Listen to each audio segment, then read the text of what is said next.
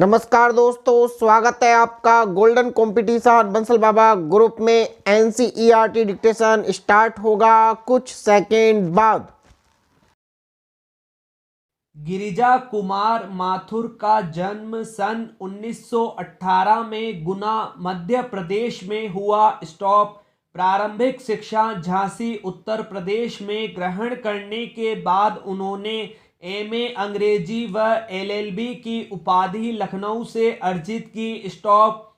शुरू में कुछ समय तक वकालत की। स्टॉप। बाद में आकाशवाणी और दूरदर्शन में कार्यरत हुए। स्टॉप। उनका निधन सन 1994 में हुआ। स्टॉप। गिरिजा कुमार माथुर की प्रमुख रचनाएं हैं नाश और निर्माण, धूप के धान, शिला पंख चमकीले, भीतरी नदी की यात्रा, काव्य संग्रह, जन्म के नाटक, नई कविता, सीमाएं और संभावनाएं। स्टॉप। नई कविता के कवि गिरिजा कुमार माथुर रोमानी मिजाज के कवि माने जाते हैं। स्टॉप।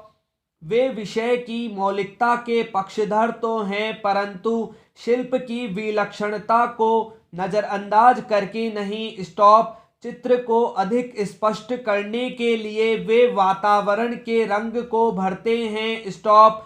वे मुक्त छंद में ध्वनि साम्य के प्रयोग के कारण तुक के बिना भी कविता में संगीतात्मकता संभव कर सके हैं। स्टॉप। भाषा के दो रंग उनकी कविताओं में मौजूद हैं। स्टॉप। वे जहां रोमानी कविताओं में छोटी छोटी ध्वनि वाले बोलचाल के शब्दों का प्रयोग करते हैं, वहीं क्लासिक मिजाज की कविताओं में लंबी और गंभीर ध्वनि वाले शब्दों को तरजीह देते हैं। स्टॉप। Paragraph change. ऋतुराज का जन्म सन 1940 में भरतपुर में हुआ। स्टॉप।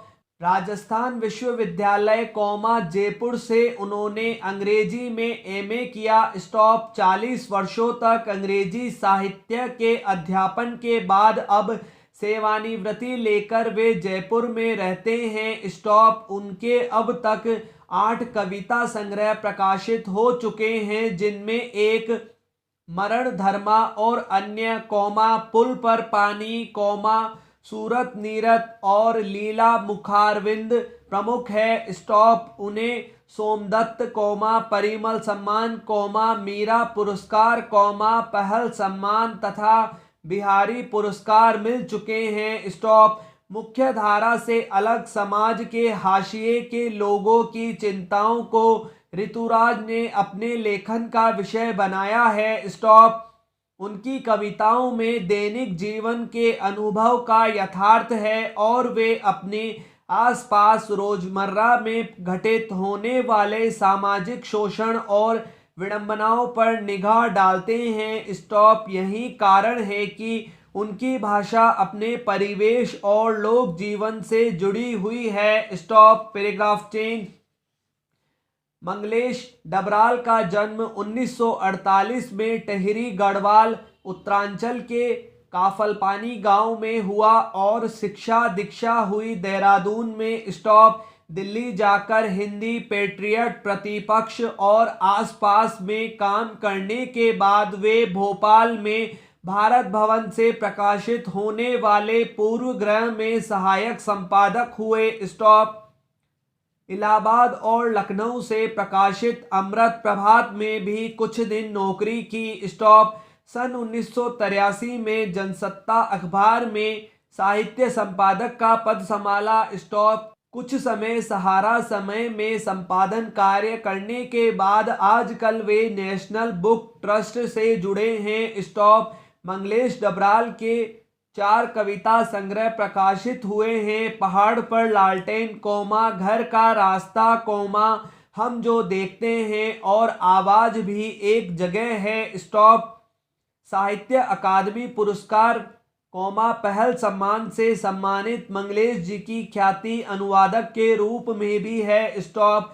मंगलेश जी की कविताओं के भारतीय भाषाओं के अतिरिक्त अंग्रेजी, रूसी, जर्मन, स्पानी, पोल्स्की और बल्गारी भाषाओं में भी अनुवाद प्रकाशित हो चुके हैं। स्टॉप। कविता के अतिरिक्त वे साहित्य, सिनेमा, संचार माध्यम और संस्कृति के सवालों पर नियमित लेखन भी करते हैं। स्टॉप।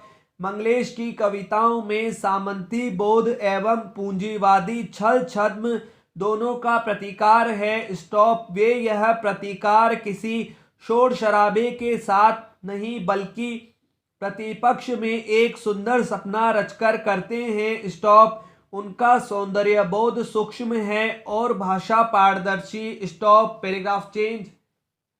स्वयं प्रकाश का जन्म सन 1947 में इंदौर मध्य प्रदेश में हुआ। स्टॉप। मैकेनिकल इंजीनियरिंग की पढ़ाई करके एक औद्योगिक प्रतिष्ठान में नौकरी करने वाले स्वयं प्रकाश का बचपन और नौकरी का बड़ा हिस्सा राजस्थान में बीता। स्टॉप।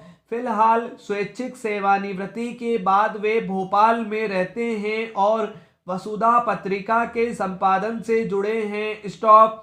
8वें दशक में उभरे स्वयं प्रकाश आज समकालीन कहानी के महत्वपूर्ण हस्ताक्षर हैं। स्टॉप। उनके 13 कहानी संग्रह प्रकाशित हो चुके हैं, जिनमें सूरज कब निकलेगा, आएंगे अच्छे दिन भी, आदमी जात का आदमी और संधान उल्लेखनीय है। स्टॉप। उनके बीच में विनय और ईंधन उपन्यास चर्चित रहे हैं। स्टॉप। उन्हें पहल सम्मान, बनमाली पुरस्कार, राजस्थान साहित्य अकादमी पुरस्कार आदि पुरस्कारों से पुरस्कृत किया जा चुका है। स्टॉप। मध्य वर्गीय जीवन के कुशल चितेरे स्वयं प्रकाश की कहानियों में वर्ग शोषण के विरुद्ध चेतना है तो हमारे सामाजिक जीवन में जाति, संप्रदाय और लिंग के आधार पर हो रहे भेदभाव के खिलाफ प्रतिकार का स्वर भी है। स्टॉप।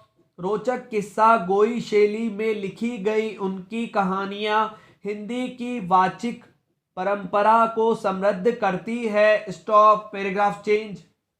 राम वृक्ष बेनीपुरी का जन्म बिहार के मुजफ्फरपुर जिले के बेनीपुर गांव में सन 1899 में हुआ। स्टॉप। माता पिता का निधन बचपन में ही हो जाने के कारण जीवन के आरंभिक वर्ष अभावों, कठिनाइयों और संघर्षों में बीते। स्टॉप। 10वीं तक की शिक्षा प्राप्त करने के बाद वे सन 1920 में राष्ट्रीय स्वाधीनता आंदोलन से सक्रिय रूप से जुड़ गए। स्टॉप। कई बार जेल भी गए। स्टॉप। उनका देहावसान सन 1968 में हुआ। स्टॉप। 15 वर्ष की अवस्था में बेनीपुरी जी की रचनाएं पत्र पत्रिकाओं में छपने लगी। स्टॉप। वे बेहद प्रतिभाशाली पत्रकार थे। स्टॉप। उन्होंने अनेक दैनिक, साप्ताहिक एवं मासिक पत्र पत्रिकाओं का संपादन किया, जिनमें तरुण भारत, किसान मित्र, बालक, युवक, योगी, जनता, जनवाणी और नई धारा उल्लेखनीय है। स्टॉप। गद्य की विविध विधाओं में उनके लेखन को व्यापक प्रतिष्ठा मिली। स्टॉप। उनका पूरा साहित्य बेनीपुरी रचनावली के 8 खंडों में प्रकाशित है। स्टॉप। उनकी रचना यात्रा के महत्वपूर्ण पड़ाव हैं पतितों के देश में उपन्यास, चिता के फूल कहानी, अम्बपाली नाटक, माटी की मूर्तें रेखाचित्र, पैरों में पंख बांधकर यात्रा वृतांत, जंजीरें और दीवारें, संस्मरण आदि। स्टॉप। उनकी रचनाओं में स्वाधीनता की चेतना, मनुष्यता की चिंता और इतिहास की युगानुरूप व्याख्या है। स्टॉप। विशिष्ट शैलीकार होने के कारण उन्हें कलम का जादूगर कहा जाता है। स्टॉप। Paragraph change. यशपाल का जन्म सन 1903 में पंजाब के फिरोजपुर छावनी में हुआ। स्टॉप। प्रारंभिक शिक्षा कांगड़ा में ग्रहण करने के बाद लाहौर के नेशनल कॉलेज से उन्होंने बीए किया। स्टॉप। वहां उनका परिचय भगत सिंह और सुखदेव से हुआ। स्टॉप।